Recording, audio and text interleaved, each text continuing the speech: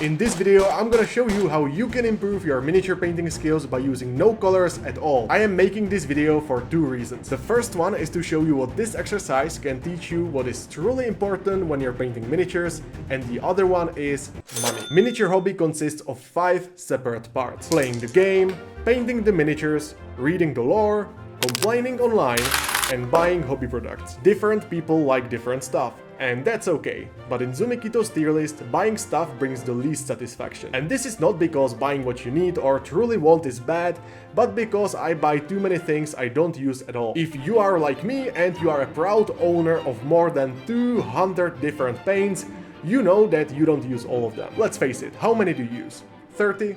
20? In my other video, I told you guys that using just 3 colors for painting miniatures is possible, and you can get a very wide range of colors by mixing them. And right now you will see that using no colors at all is also possible.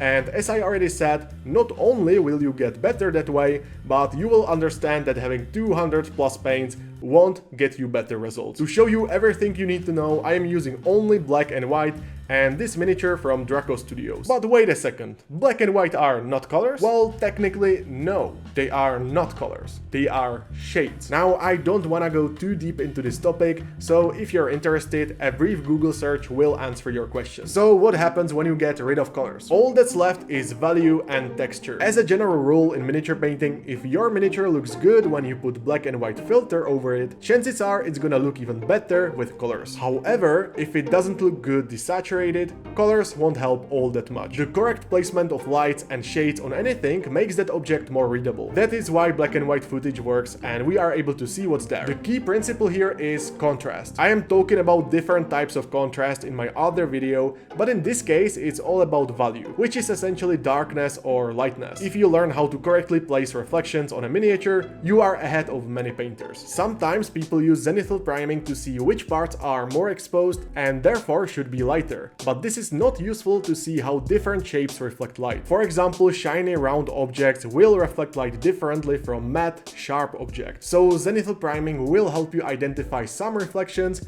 but I like it more for speed painting or to get better coverage of paint. In this case, the latter applies. Another method that you might be familiar with is using your lamp and taking a photo. Like this, you can see exactly how all the different shapes reflect light on the miniature, and you can simply copy that. Now you wanna build highlights on all of the exposed parts as you can see them on your photo. If you are using colors, you can start sketching the brightest spots and then use midtones to blend it. But in this case, we have to progressively add more and more white into our black. Why? Because for example, the skin is not as bright as the metallic parts. Well, it actually might be if you imagine the skin to be really sweaty, but in general, not really. Contrast in value on metals should be way higher than the rest of the materials.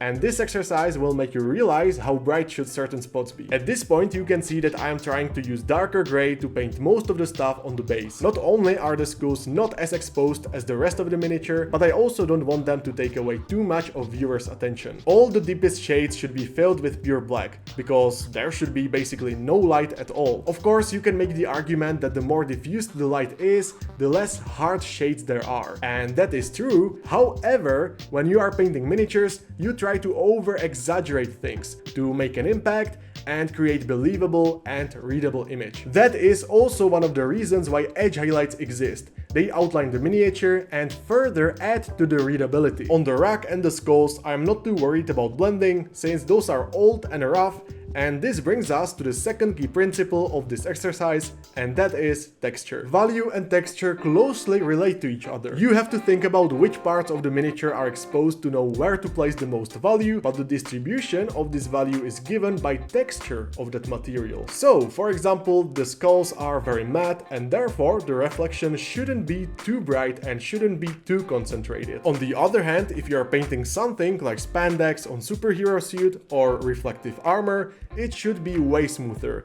and the reflection should be more concentrated. If you're painting non-metallic metal, the reflections and shades should be really close to each other, and this applies especially to new and shiny metal parts. Now, painting these sort of energy things surrounding this miniature, you may come to multiple conclusions based on how I paint it. Maybe it's some kind of energy energy glow, and therefore it should release light. If that was the case, I would have to paint OSL. Or maybe this character is some kind of earthbender, and he is surrounded by dirt and rocks. Luckily, today's sponsor, which is Draco Studios, sent me the lore for this miniature, and now I know that in fact this guy is able to control blood. Unfortunately, I realized this way later and I painted these parts to look more like a dirt or something like that. But in the end, you will see that there will be a glossy finish. Now, Draco Studios also offered me to paint some other miniatures, like this one, and I have to say that I had a hard time deciding which one to choose, because both offer very nice volumes to paint, but in the end I decided to go for Half Naked Dude. Both of these miniatures are from their board game called Dragon Bond Lords of Vala, and you might already know Dragon Bond from their other Kickstarter campaign,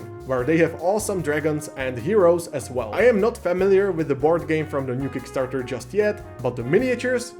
Neat. If you like them too, go and check out their newest Kickstarter campaign. Thank you Draco Studios for sponsoring this video. Going forward with this guy, I tried to darken pretty much most of the stuff as I painted. As I said, zenithal priming helps you identify which parts are exposed, but it isn't great at telling you how intense are the reflections or what is the texture. Since this is supposed to be leather, I try to make the exposed parts more rough by stippling and painting little lines here and there. Of course, you won't be able to represent leather by doing this 100%, but in the end, when you compare it to other materials, it will become quite obvious because you will have more context. And remember, context is very important, since that way you will be able to read the miniature more easily. At all times, I try to blackline everything on my miniatures. Edge highlighting and blacklining will immediately improve almost every paint job, because you will see all the details a bit better. Of course, I am not using pure white for all the edges, but rather some light gray. However, when it comes to metallics, I try to push the contrast so the light parts are really light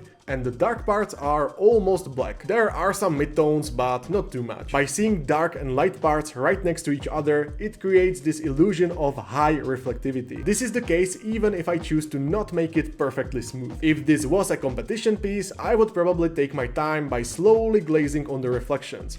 But for this exercise, this simple demonstration should be enough. I am also taking almost pure white to highlight the edges in this case. Since edges are usually exposed to light the most, it makes sense for them to be really light. So choosing white for metallic edge highlights makes sense. Now you should see the difference in texture of different materials. Hopefully you are able to tell that some parts are metallics because of the high contrast, and that, for example, his pants are from leather because of the texture. Painting his muscles is very interesting as well. In general, human body offers great volumes for practice. But another thing to keep in mind is that skin tones usually have satin finish, so while it won't be as reflective as metals, it will be higher value than, say, his pants or skulls. Unfortunately, the zenithal highlight made the skin too bright, so I am making it a bit darker. After finishing the rest of the metallics, I made the correction of this whirly thing around him by adding some white dots to the most exposed places. Since liquid stuff tends to be really glossy, it only makes sense for the reflections to be really concentrated. I truly recommend trying this experiment for yourself,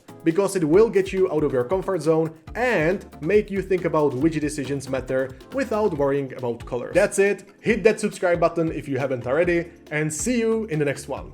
Bye!